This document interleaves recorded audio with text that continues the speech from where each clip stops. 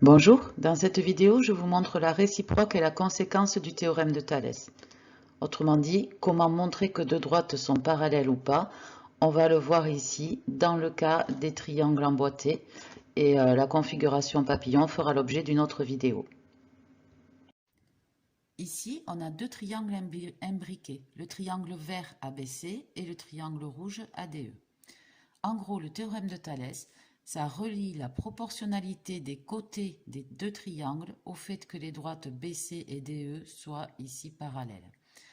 Alors, c'est-à-dire que si la proportion, ou autrement dit le rapport de AB par rapport à AD est la même que la proportion de AC par rapport à AE, alors les droites qui portent les troisièmes côtés, la BC et DE, doivent être parallèles.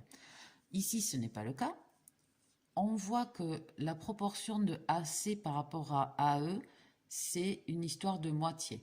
C semble être au milieu de AE. Par contre, on voit très bien que AB dépasse la moitié de AD. Donc, les côtés des deux triangles ne sont pas dans la même proportion. Donc, mes deux droites, BC et DE, ne sont pas parallèles.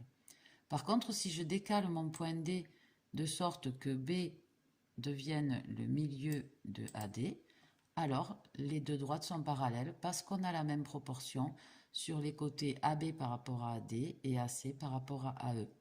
Je vous montre tout de suite comment on écrit tout ça. Alors, on a le problème suivant donné par cette figure et par quatre longueurs qui sont notées ici, et on nous demande si les droites BC et ED sont parallèles.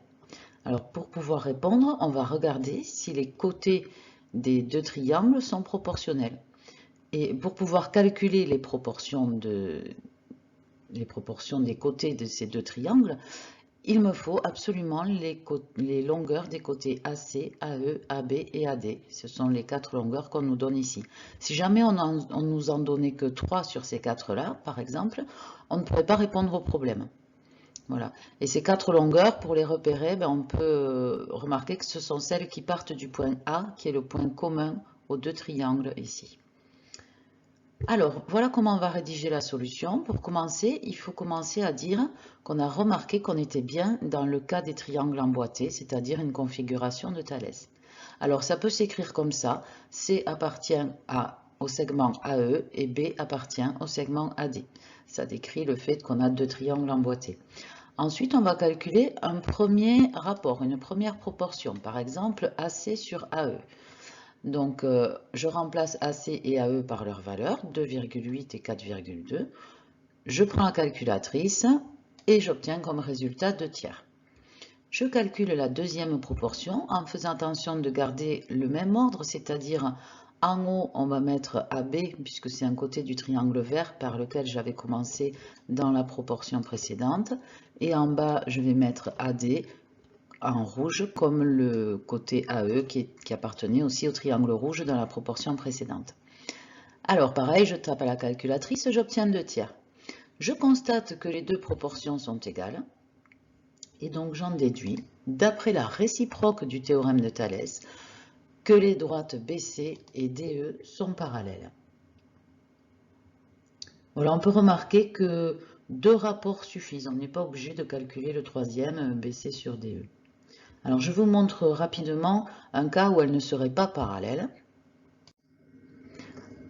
Donc, pareil, on a un problème avec une figure, les quatre longueurs qui nous sont données.